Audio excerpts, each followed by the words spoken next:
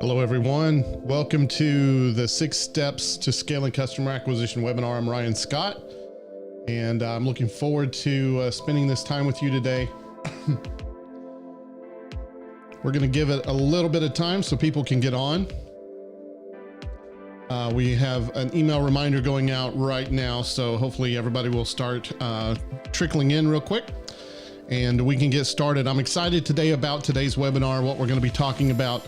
Scaling customer acquisition. There's a famous clip from Gary Vee that I actually used to like a whole lot. Now I don't like it so much, but it's this famous interaction that he was talking about where he was telling some kind of big executive, like,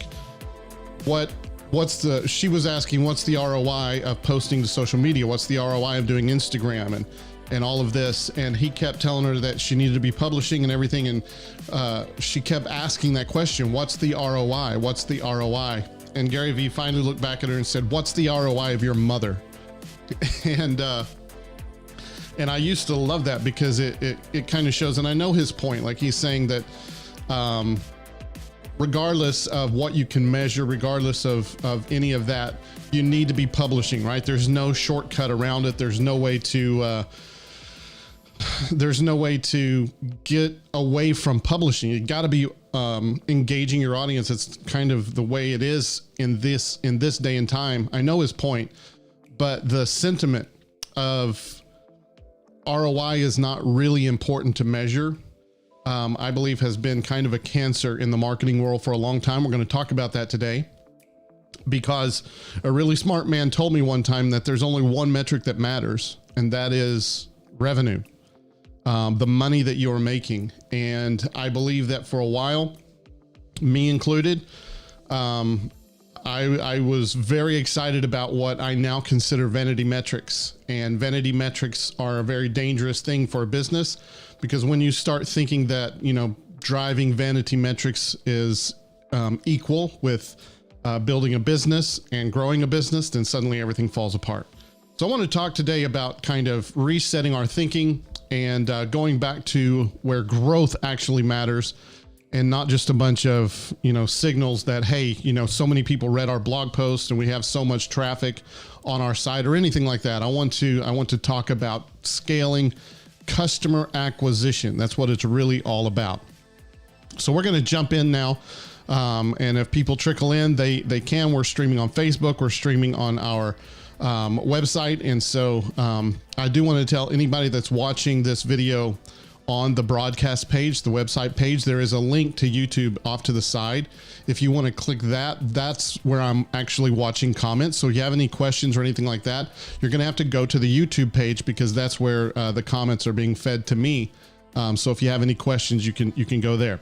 All right, let's get started today. Let's talk about scaling customer acquisition, because that's really what it's all about.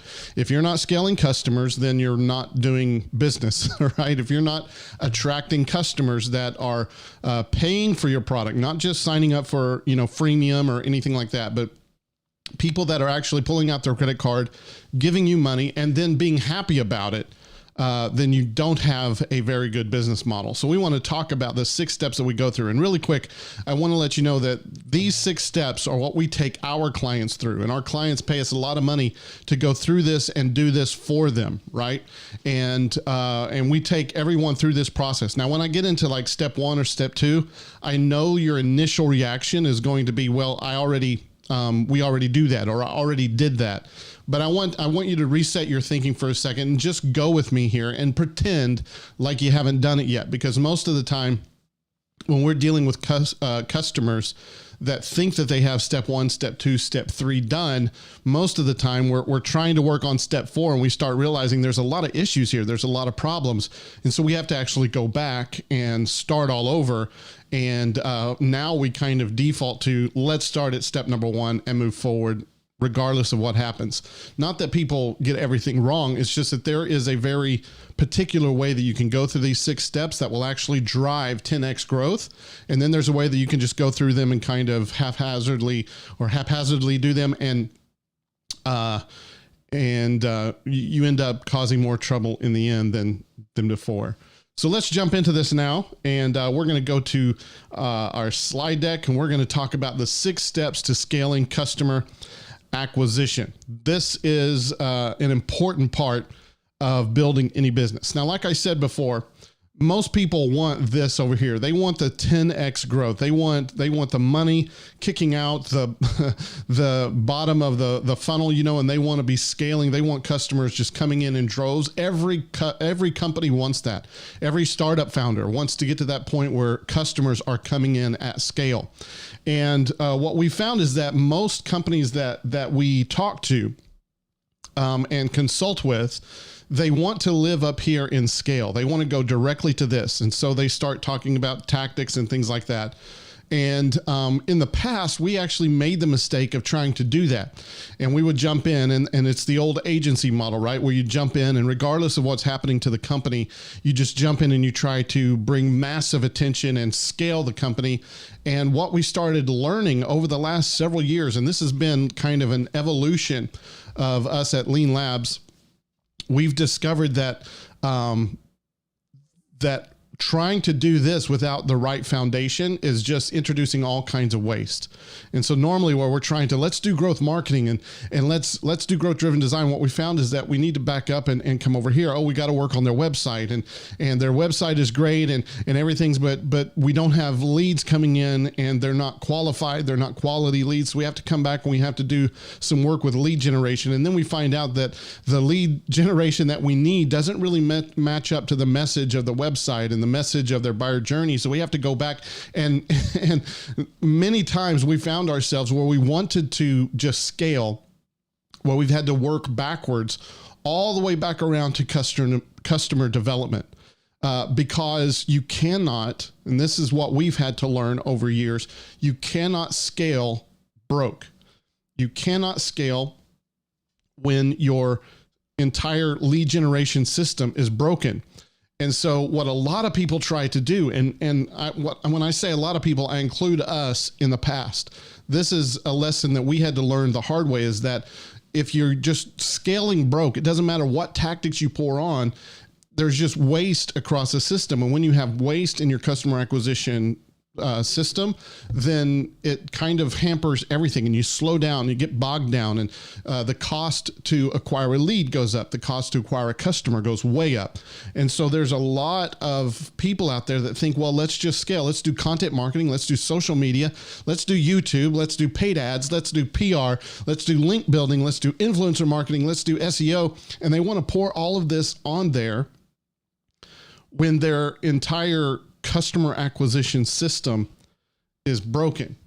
When that happens, all of these tactics that everybody's doing content marketing, everybody's doing social, everybody's doing YouTube, everybody's doing paid ads, everybody's doing some kind of PR, everybody's doing link building if they're doing it naturally or if they're actually doing it on purpose.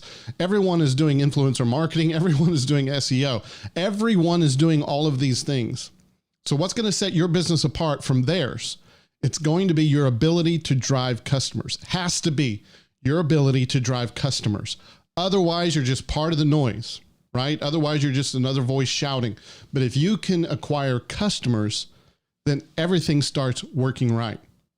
So traditional marketing has been the problem for a long time, and we're just starting to wake up to this. And it's because traditional marketing has pretty much focused on those tactics, which is building awareness, right? We want to blog, we want to do SEO, we want to do paid ads, we want to get our message out there in front of as many people as possible so that we can bring them to our website. When we get them to our website, we've got lead magnets, we've got an ebook, or we've got something else, and we're going to offer that, and we're just going to acquire a bunch of leads. Or even worse than that, we bring them to our website and we just expect them to sign up for a demo or sign up for the free offering or whatever. Talk to a salesperson. That's the worst. Everybody, you bring all this awareness, and then the call to action is talk to a salesperson, and we've kind of traditional marketing has kind of lived really in this area. But then we do a little bit of nurturing, right? We do some emails, and we do maybe some automatic email series that we drip out to them. And we call that activation, where we're trying to move them through the funnel. And this is where traditional marketing has lived. And this is where we have wanted to live. This is kind of our bread and butter, is living right here inside the first 3 A's of the Pirate metrics. We call these the 6 levers of growth: awareness, acquisition, activation. We live there because it was easy. And we could show all kinds of metrics that shows that we are just crushing it, right? And so we can, around awareness, we can say, well, we have, a 20% increase month over month in organic traffic, or we have a 20% increase month over month in leads. And, we got a 20% increase in people reading our emails, and there's the open rate has gone up, and the click-through rate has gone up, and we have all of these signals. And then we hand off all of these great leads, in our opinion, to sales, and sales works on revenue, retaining customers, and getting referrals. Marketing's out. Our job's done. I know that's reality because that's where I used to live, right? That's what I used to do. And what happens is you have the silos, right? And you have marketing owns this silo, sales owns this silo, and we don't really work well together because marketing doesn't understand sales, and sales doesn't understand marketing. Marketing thinks if we just hand over a bunch of leads, sales can close them because they're some kind of super duper talkers, right? And then sales thinks marketing is just doing all this stuff and handing them bad leads. The problem when you have silos like this is that no one is really responsible for customer acquisition. Nobody's really responsible for people taking out the credit card and paying customers, because marketing is saying we're driving all kinds of awareness. We're acquiring all kinds of leads, and we're nurturing them so that they talk to a salesperson, and we're doing all of this. And you can see all these great metrics that we're moving, but revenue's not going up. So it's sales' fault, and they point at sales. Sales, on the other hand, is looking at all these leads, and there's a bunch of them that's not qualified to buy. There's a bunch of them that are unengaged, unresponsive, and they have this whole pile of just people. They're not nurtured. They're not activated. And so sales has to sift through and find the needle in the haystack of a customer that actually wants to buy. And when sales is put on the spot and say, hey, how come we're not growing? They'll point at marketing and say, well, if they would do a better job, we would have better leads. And if we had better leads, we could close more sales. And so you have both silos pointing at each other. And here's the thing that really matters in the middle, and that is getting paid customers. And no one's accepting responsibility for that. That is the problem of traditional marketing. And the agency model has made this even worse, right? Because it doesn't matter what's broken in your entire system. It doesn't matter if you're getting a lot of paid customers, but then they're canceling. The other day, I signed up for a service. I'm not going to tell you what the service was, but I signed up for a service and it cost me $40. And I signed up because I thought this service was better than the one that I currently had that I was paying monthly. And I signed up for this service. I logged in, and within maybe 10 minutes, I realized this is not going to work for me. There was a limitation that they didn't tell me in the marketing that was going to make it just simply not work. So within 10 minutes of buying, I went and I clicked cancel, and I canceled my account, and I went back to their competitor, which didn't have that limitation, right? If you're getting paying customers, but none of them are staying, it's just a matter of time before it crash and burn, because it's not sustainable. And it doesn't matter. What if you have a lot of people that, are paying and then doing chargebacks or whatever the problem is? It doesn't matter what is broken in your company.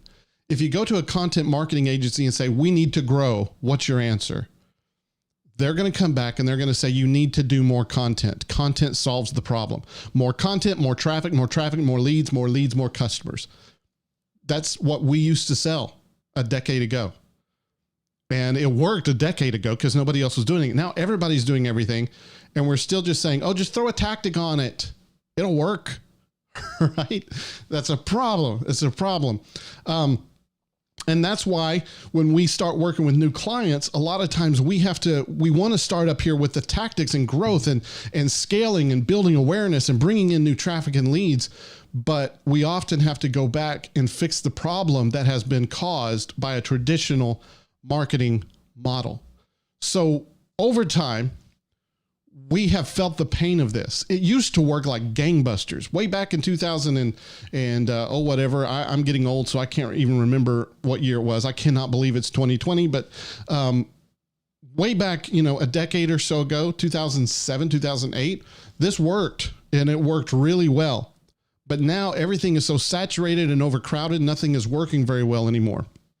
So what we have found is over time, marketing and driving growth got harder and harder and harder when we're just doing the tactics. And so we started diving a little bit deeper into companies. And that's why we ended up here. We're diving a little bit deeper and we're saying, okay, why are these tactics bringing, for example, maybe the wrong leads? Or why are they not bringing good leads? Why are they not bringing enough leads? And as we dug deeper into the companies, we found that there's a problem, and that's how we arrived at saying, let's move all 6 levers of growth. And that's what what we call growth marketing does. It moves all 6 of the levers of growth. And we finally, through implementing this new system, which takes 6 steps to implement, which I'm going to talk about in a second, we have finally moved beyond just moving vanity metrics, and we finally tore down the silos, because everything that we do feeds off and empowers and guides each other. Every single one of the levers of growth is dependent upon each other. And if that is the case, and that's truly the case, and we're not just giving it, lip service or whatever, but that's really the case, what happens is that now sales, all the way over working on referrals, sales has to be involved in helping marketing build awareness. And marketing has to be involved all the way over to referrals.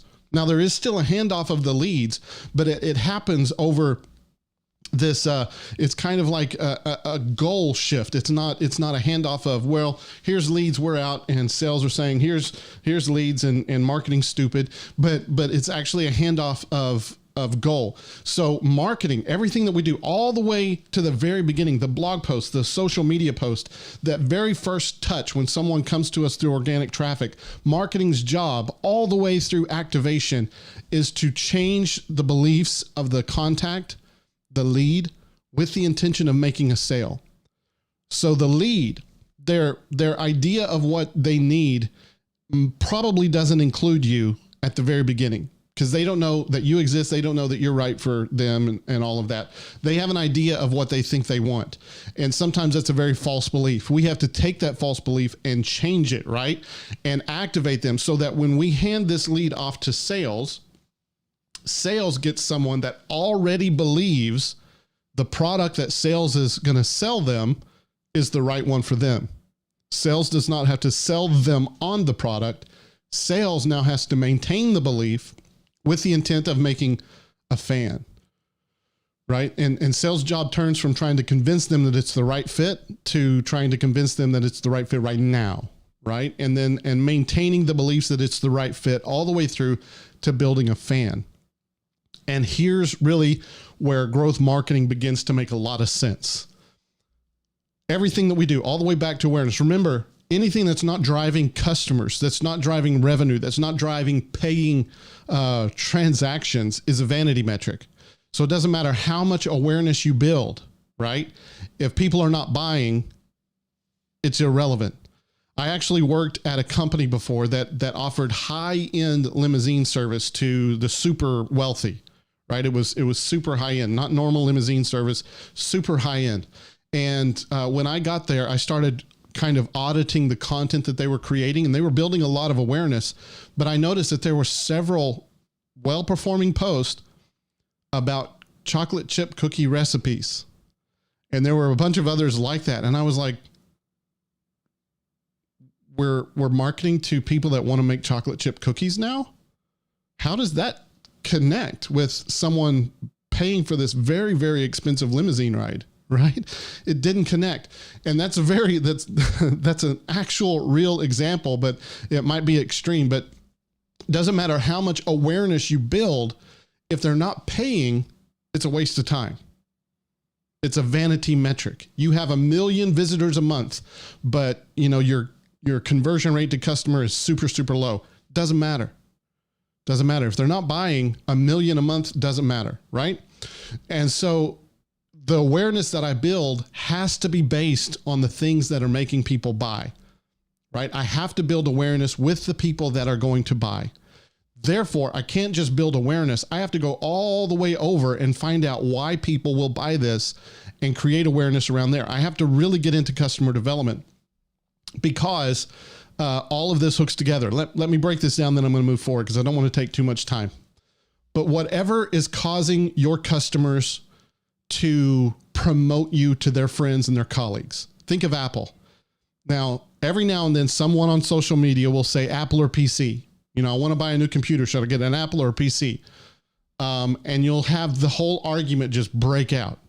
Apple, PC. What is making people say Apple? What is it about Apple that is making people share them? Right? What built the fan? It's probably not just the fact that it's a good computer. It's got to be something else, right? They have something that makes people want to share them. Now, whatever will take your customers and cause people to share your product with someone else, to love you enough to promote you to their friends, we need to identify that. What is it? The primary thing. What's the one thing, that's going to cause people to share? Whatever is causing them to share is going to help us retain them if we can give them that. If we can give them something that they're excited to promote, they're not going to let it go, right? So we're going to retain them. So whatever's driving referrals is going to help us to drive retention, right? And then if we're closing a bunch of customers like this thing that I signed up for, but they're gone the next day, we have a problem, right? And it's a big problem. So whatever is going to cause people to stay with us and enjoy us and love us has to kind of determine what we actually sell them, right? What are we selling them? Whatever is going to keep them needs to be a big part of what we sell to them. And whatever is going to make them buy, which is guided by retention and referral, right? Whatever's going to make them buy has to be involved in our activation. We want them engaged. We want to change their beliefs so that they know when I buy that, that is going to be the solution to our problem. We want them to believe that. So the thing that's going to make them buy, which is influenced by the thing that's going to make them stay, which is influenced by the thing that's going to make them share it, has to have a role in what we do to activate them. And whatever's going to activate them and actually make them believe that our product is right for them, it has to be involved in acquiring them. And then whatever is involved in acquiring them has to be involved in building awareness. And so in growth marketing, you actually have an entire system where all the way to referral is informing what we do to build awareness. And if any of these are broken, we have to go back and realign so that we make sure that our entire system is working to build clients. And we have a 6-step process for that, which I'm getting into here in just a second. I just want you to know that this works. You put it into practice, it works. Here's an example of one of our clients.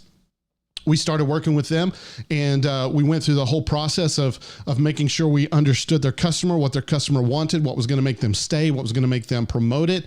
And we went back and started building awareness. And this is strictly organic search traffic. And you can see it's skyrocketing month over month. We hit kind of critical mass around here in June, and then it's skyrocketing up. Now, if this is not building customers, then it's a vanity metric. But let's go to one step deeper, which is activation.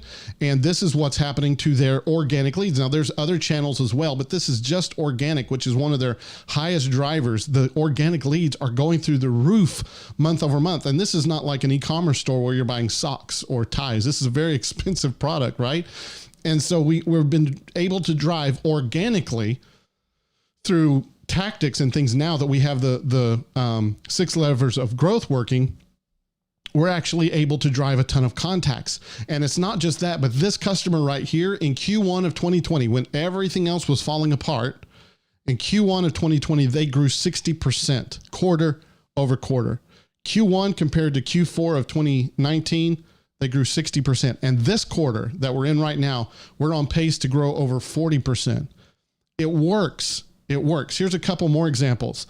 We took Rocket Space and we worked with them for a couple of years, and we increased their traffic by 500%, but we increased their lead generation by 700%. And they were like, sales is loving this, is what Ashley said about it. And Standesk, in 90 days, we helped them drive a 400% increase in qualified leads and a 220% increase in customer acquisition in 90 days, simply by applying this 6-step system. So without further ado, we're going to take you in now and talk about these 6 steps. And like I said before, you need to listen to me now. Like I said before, when you see the first step, you're going to think, oh, we already did that. No. I'm not saying that you haven't. I'm saying that most of the time when we're dealing with customers, they think that they've got this knocked out of the park when they really don't, because our marketing has gone crazy over the last couple of decades and done a lot of weird things. So let's talk about this. Step number 1, building an authentic go-to-market strategy, which includes customer development, includes setting your brand narrative, and understanding how to communicate your competitive advantage. Now, 9.9 times out of 10, when we tell a customer we need to work on this, the customer's saying, well, we already did that, right? Which is what you're saying right now. Oh, we've already done that. But here's the deal that a lot of people don't understand. Every company in the world has built buyer personas. If they haven't, I don't even know if they're a real company. Every company has built a buyer persona dossier, right? They have their one pager, or maybe it's 2 or 3 pages, and they know that this person lives in the suburbs instead of in the city. They know that this person likes cats instead of dogs. They know that this person drives Ford instead of Chevy. And you just keep going. There's all kinds of absolutely useless, stupid information that we have been teaching people for decades that they need to build so that they understand their buyer persona. And 9 times out of 10, or 10 times out of 10, it's all imagination. When people have built their persona, they sat down and they've guessed. And a lot of them say, well, we guessed to build it and then we're going to improve it over time. And then it gets put in a drawer and everybody forgets about it. And so you have this persona, you say, oh, who's your buyer persona? Oh, it's Catherine, the accountant, and she loves cats instead of dogs. And she loves Ford instead of Chevy. And you have all this useless information. And then when you go to write a blog post, you write about chocolate chip cookie recipes because you think Catherine is interested in that, when you should be writing about limousines, right? We have complicated and made buyer personas irrelevant across the board.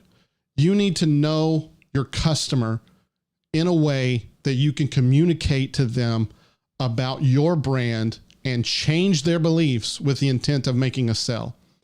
And that means that your brand narrative, when they hit your brand the very first time, all the way through to when they're sharing it with their friends, your brand narrative has to be congruent. Has to be congruent. Has to take them on one single journey. And that brand narrative starts before they even know you exist. And this is what a lot of people miss, is that they think, okay, we're going to start our brand narrative. We're going to talk about our product. We're going to talk about our amazing customer service. We're going to talk about our guarantees. We're going to talk about all of this. And we come up with this great brand narrative that we want to talk about. And it's usually driven, and I'm sorry to throw you guys under the bus, but CEOs, CMOs, you guys are kind of the worst at forcing this upon marketing, where we have to talk about you. We have to talk about your brand. We have to talk about your features. We have to talk about we're not going to call them features. We're going to talk them benefits. And we're going to tell our customer and tell our customer and tell our customer and tell our customer. And the whole time, that narrative is not congruent with theirs, right?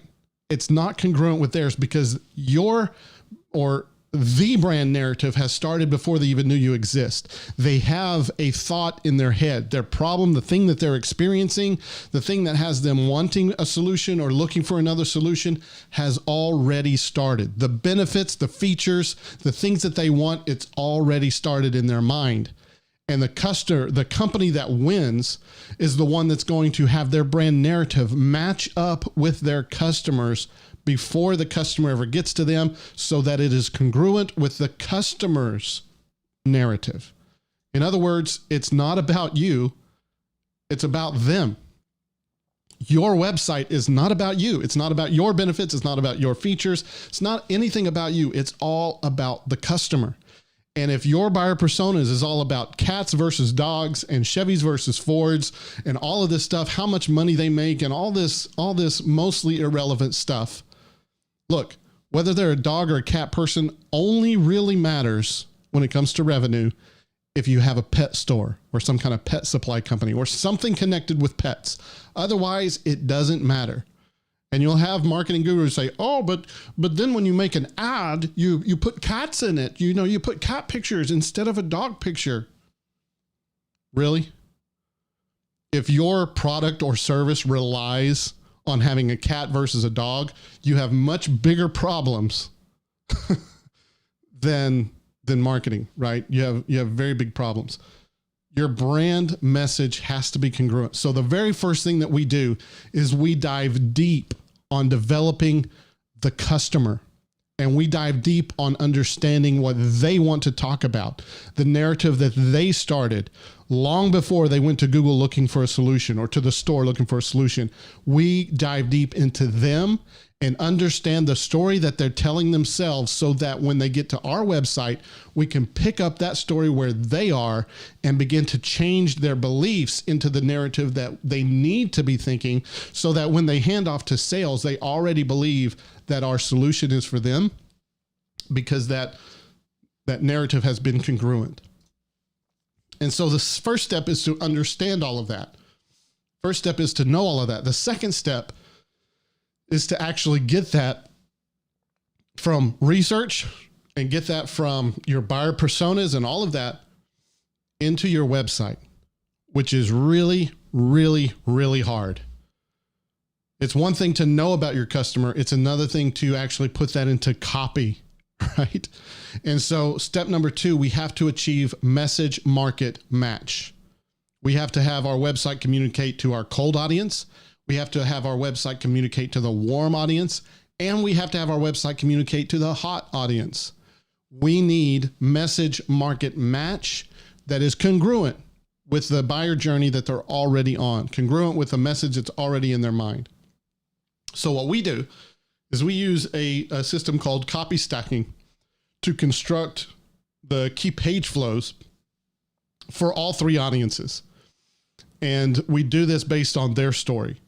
And so it's very difficult, but we take the actual words that they say, the actual problems that they say they have, their buzzwords, we take all of that stuff and it falls directly into the copy of the page. So when you're looking at the research and the information about your target buyer, and you see that they say they have this problem, and then you go to your website, it's going to communicate that exactly. And it's called copy stacking. So then step 3 is that we actually take that copy stack. We take the message that we have developed that we want to present to the buyer. And then we take that and we launch a modular website. And a modular website, it's something that we've actually had to figure out over time, because we used to do the whole big website build, right?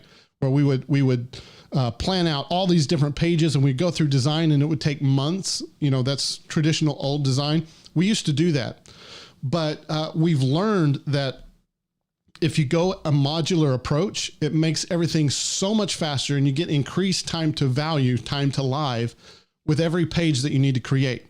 And what modular basically means is that you have building blocks. Instead of doing like a template, you can buy a template from Template Monster or the HubSpot marketplace, and you can kind of try to make your message fit the template.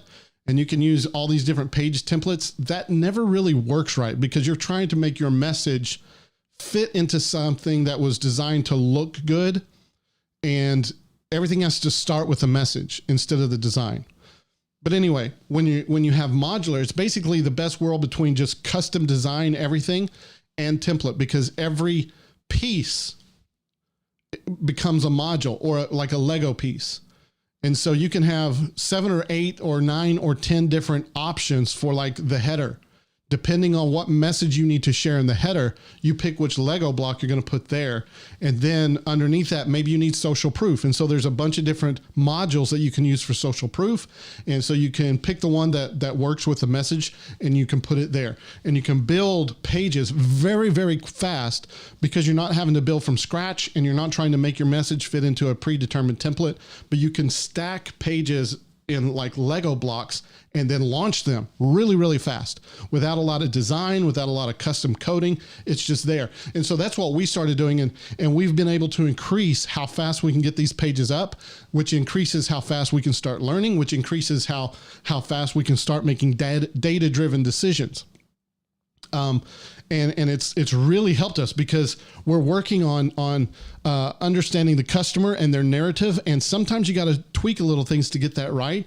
And we move in and we copy stack and we get the message right. And then we launch these pages and we do it right now instead of 6 months from now. And if we launch a page right now, by the time somebody else is trying to custom code everything, launches theirs a couple months down the road, we've already got a lot of data and we know exactly what parts of the page, engages people more. We know where the call to action needs to be. We know a lot of data-driven things where we can take it and we can start improving. And what I mean by time to live being fast is that it just really helps. Let me give you an example using Lean Labs. A few years ago, we went and we decided to invest really heavy on our website. And we went and we threw out all blockers. Cost was not an issue. We built what we called an Inspire website, which is usually $50,000 to $75,000 or more. And we threw everything that we had at it. When you looked at it, it was beautiful. It's the prettiest website I've ever seen. And I mean, it had animation. I think these triangles were actually floating around the screen, and there was a video kind of animation in here. And as you go down the page, it flowed, and there was things that would move around. It was completely awesome to me. And we launched this huge thing, and it performed really, really, really well. And then over time, we decided we're going to change. And you can see here, we've got Meet Your Outsourced Growth Team. So we were in this evolution of moving away from being an agency because the agency model was broken, which is what I told you before, because everything is about, oh, here's your vanity metric. We're out. Thanks for the paycheck. Right. And that's just what happens. And we wanted to go into moving all 6 levers of growth. And so we changed our header here, but the whole website was kind of geared towards that agency type of experience and that message. You remember I talked about it has to be congruent, and we were like, man, it just is not fitting with our new direction. It's not fitting with our message. And so we're having trouble changing beliefs with the intent of making a sale because everything is geared towards this old business model. We're in this new business model. And so we decided we need to relaunch our website, which we did at the beginning of 2020. However, this time we didn't go through a ton of work. We went fast and we built a modular website and we just launched it, right? And this is what it looked like. So you can see that it's not near as flashy, right? There's a little bit of text missing because my screenshot didn't take it all, but we just launched this and it was mostly text. And it was very fast to launch. We didn't have fancy graphics. We might have had a couple pictures or something. This is a look at the page, and you can see now we started to add some fancy things in, and we've added some graphics, and we've added some other graphical elements. But when we launched it, it was all pretty much like this area here, this just single column here, and then we had a single column with a different background color. This is really what we launched with.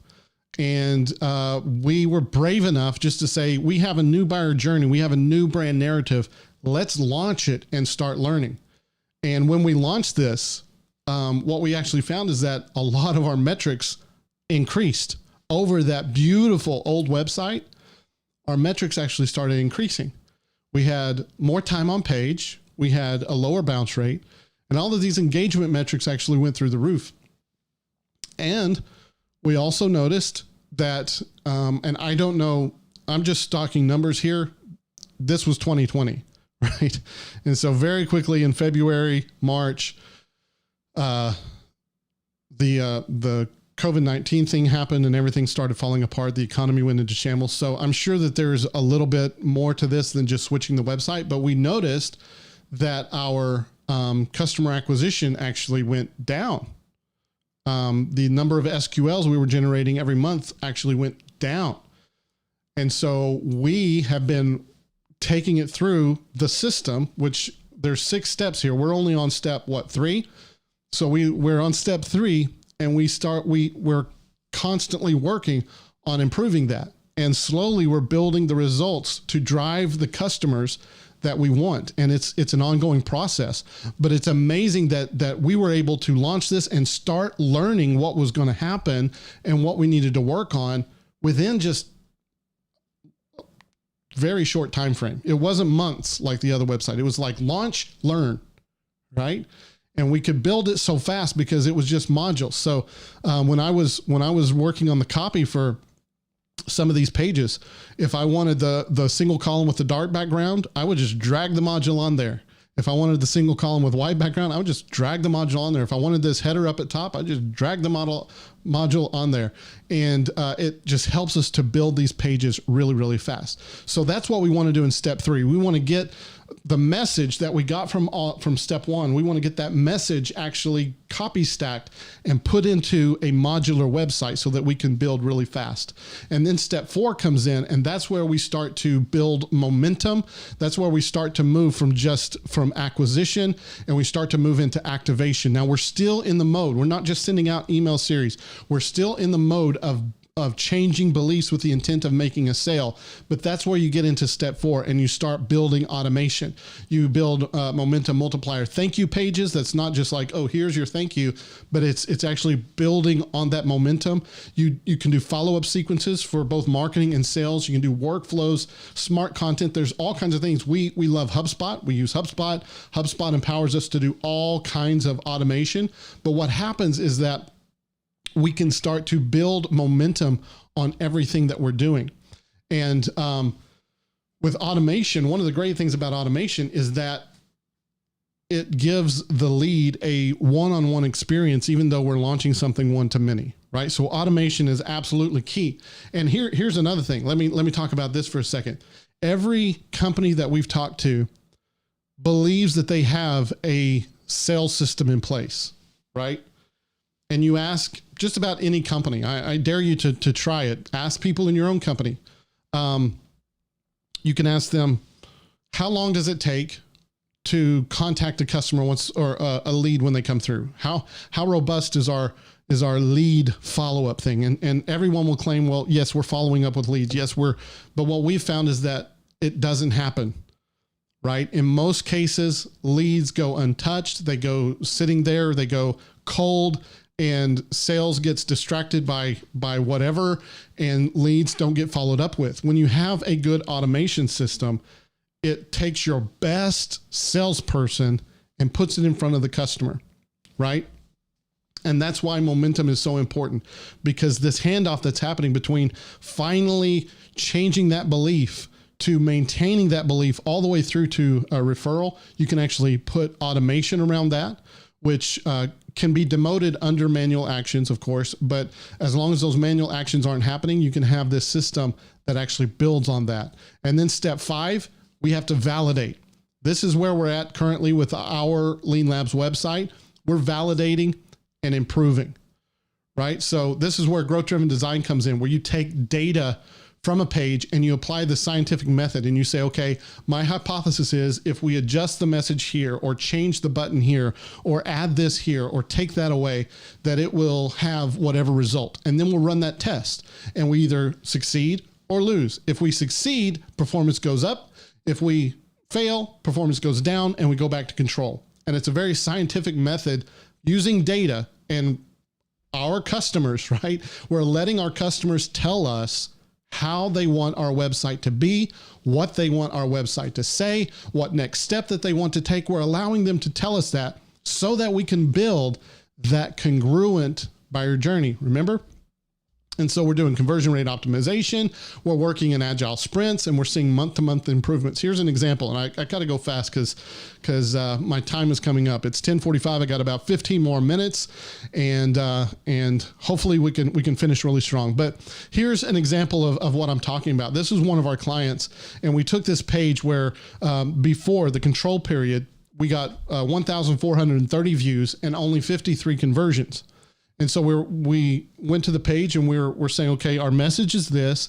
We have it, laid out like this. We have all of these things, and we came up with a few things that we could change, and we launched a change. And what happened is, after we ran the test, we had a 60% lift in all of the metrics that matter. We had almost 2,000 views and 108 conversions.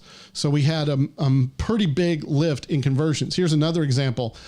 Compared to control, we got a 21% lift by simply kind of realigning the page and updating the message, making it all match. And they got 45 paid customers out of this test, which was a 21% lift of their page before. And in order to get this kind of lift, sometimes you go backwards and you have to realign, but every time you get this big lift, you're making your entire customer acquisition system more efficient and more powerful, which means with every little a 66% increase, 21% increase in these key pages, every time you're doing that, you're bringing the cost to acquire a customer down. And you're getting more margin, right? So if your cost to, your margin is bigger with acquiring a customer, that means that you can spend even more to acquire customers. And whoever can spend the most to acquire customers is going to win. So if it takes your competitor $10 to acquire a customer, and it takes you $4 to acquire a customer, but you're profitable at 10, you know what I mean? You can scale past that, and you can outspend him and overwhelm him. Basically, that's how you dominate, is you get to the point where you have optimized your entire system from awareness to referral. You've optimized it all. Now you're like this well-oiled machine, and you can dominate your industry. You can become a category king, right? And then the sixth step, and this is the final one, but this is where everybody always wants to start, is to accelerate growth, right? This is where you get into the tactics. You're building awareness. You get into strategies to get as much visibility as possible and dump as many people into your sales funnel as you can. This is where this happens, right? But it doesn't happen in isolation. We still have to drive all 6 levers of growth. And every now and then one will break. Something changes in the marketplace. Something changes with the customer, and something breaks, right? And we have to go in and we have to fix it. And sometimes it changes multiple levers. But we're always maintaining these levers so that customer acquisition is happening at a very high efficiency rate. And then when that happens, everything is great. More awareness you build, the more customers you get, the more referrals you get. If even one of those levers break, it's going to introduce waste. So hitting this one more time, if you're not retaining customers, something's broken, and you're introducing waste because you're not retaining customers, which meaning they're not paying you anymore. They're paying you one time and then they're gone, which means that they're probably not referring you to friends either, right? So now, even though you might be still acquiring customers at a high rate, the amount of money that you're making with those customers is way down. Therefore, it costs more. Every customer that you get is going to cost, you're going to have less margin. So if retention breaks, we got to fix it. And if we have to adjust something that we do in revenue or activation to fix it, we're going to work on that until it's fixed. And then we can go back to scale.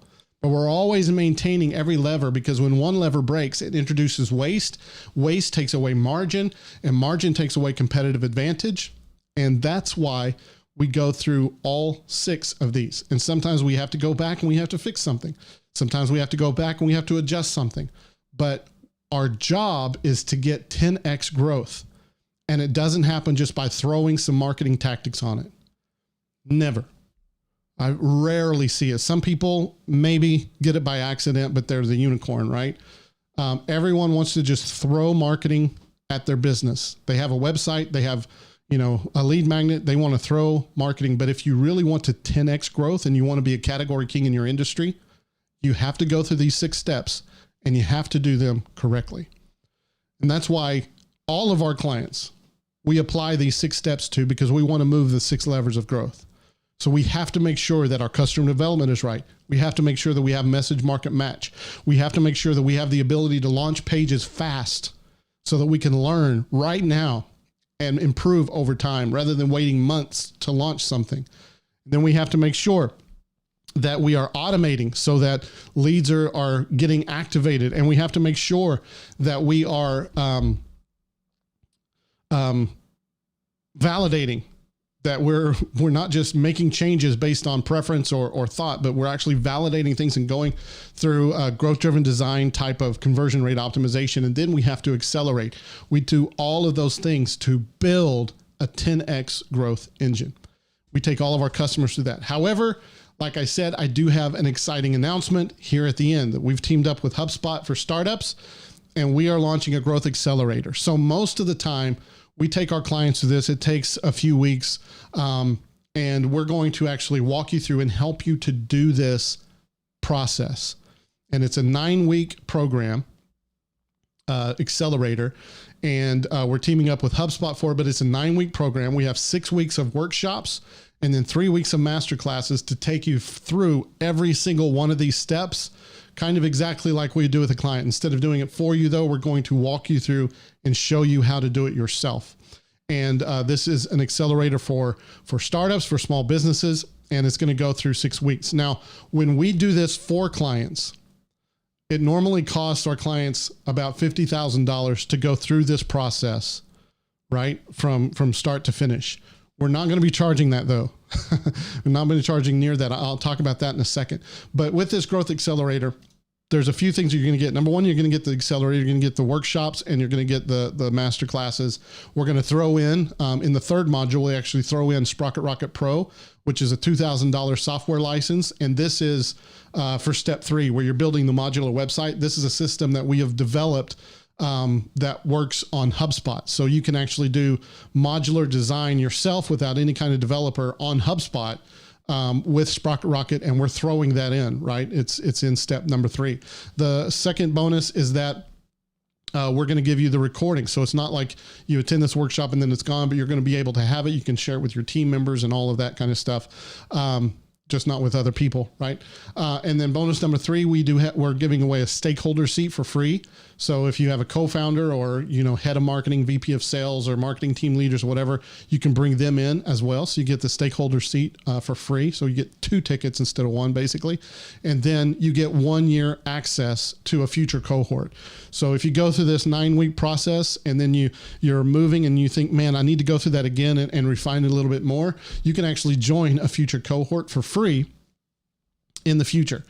And so one of the things that we do, I'm Ryan Scott, the CMO of Lean Labs. I should have said that at the very beginning, but at Lean Labs, we believe in the lean methodology. We're always trying to de-risk things for our client. And if we can remove risk completely, then we do that. And with this accelerator, we're actually completely removing risk. So there's a guarantee, and Kevin is going to have to explain this to you on the other side, but there is a guarantee where if you get into, I think, module number 3 and you're just like, this is not for me, it's not working, it's not helpful, then he will help you to get out of that and refund the money. So it's no risk guarantee. There's a few catches though. The first catch is that we're launching this on Tuesday, which means you have to qualify by Friday. And here's something else. This is not for everyone. This is a startup accelerator, right? So this is for companies that qualify for it. There's some funding qualifications and stuff. Like, it's not just open for everyone. So you do have to apply so that you can get approved for this, because we've teamed up with HubSpot and HubSpot in order to bring their bonuses in, and they're giving away a lot of stuff. Matter of fact, the bonuses from HubSpot and the bonuses from Sprocket Rocket actually pay for the entire thing. But in order to get those bonuses, you have to actually qualify with HubSpot as well. So there is a lot of qualifications, and so you have to qualify by Friday, which is tomorrow, in order to get into this first cohort, which starts next week. So if you want to get more information, if you want to know what the pricing is, I can't tell you the pricing. I'm not going to tell you the pricing because there's a lot of details that go along with it. And you can get all of that information. You go to getgrowth.com and click apply. It's going to take you then to a page that has all of the information about everything, the pricing, the bonuses. The only thing left out of that information is the bonuses by HubSpot, which after you apply, you'll be able to schedule your interview with Kevin, and he will explain all the bonuses from HubSpot. But it's like there's up to 90% discount on HubSpot, which is just amazing if you qualify for this accelerator. So go to getgrowth.com and apply, and then the next page you'll get all of the details, and you can schedule a call with Kevin. So that needs to happen today. Now, for this first cohort, we're only allowing 10 brands in, and there's already spots filling up. There were spots filling up before I ever gave the webinar on Tuesday. There's still a few spots available, but I don't know how long they're going to last. And even if they don't, Friday, it kind of all goes away because we start on Tuesday. So you need to take action now if you're interested. If you want more information, if you want more details on it, then you got to go to getgrowth.com, fill out the form, and then you'll be given all the information by Kevin inside a video that explains everything. So it's super exciting. It's super exciting being able to team up with HubSpot and get their bonuses as well. It's great to get into this. And I'm actually part of step number 6. So when you get into the workshop about accelerating growth, I'm going to be your coach in that one. It's going to be a lot of fun. And you'll get all the information at getgrowth.com. So go to getgrowth.com and fill out the form. You'll get all of the information. And I don't know why you're still here. You should be going to getgrowth.com right now. Hey man, this is a new accelerator. This is going to be exciting. We've been working on this for a while, and it's going to be fun to see everybody and work with everybody to help you get to the growth that you need to 10x your growth. So those are the 6 steps that you go through to grow your brand. And if you want us to do it for you, we actually had someone the other day. We were like, hey, do you want to be part of this accelerator? And they said, no, we want to work with you one-on-one. We want you to do it for us. And when that happens, it's very expensive when you go through this accelerator, because we're in the middle of economic turmoil, and it's hard for startups to start as it is. Then you want to jump into this because it's very, very, very, very good offer. So go and apply. You'll get all the information from Kevin. And I encourage you to do that as soon as possible, because tomorrow is the last day to qualify. So you need to jump on it now. Go qualify now. So if you have any questions, you can put them into the YouTube chat. If not, we'll jump off of here. I know there is a delay, so I'm going to hang out for a little bit and just chat away. Because I have to wait. There's a delay between what I say and what comes out to you guys, and then you have to have time to put in your question and everything. So that's why I'm talking like a crazy person right now, and just giving someone time to ask questions if they have any. If not, we're going to end this today, and I encourage you, go to getgrowth.com and apply. There is no what do they say? There's no, well, that word just left me, but there's no obligation, right? You just apply, get the information, and if it's for you, great. If not, great. And you might not even qualify if you do apply, but you have to go do that to get the information. All right, I don't see any questions coming in. I know there's still some people watching on our website. There's still some people watching on YouTube. So I'm just going to end this today, and I thank you all for watching. And go to getgrowth.com. Go fast, And we'll talk to you later. Have a great rest of your day.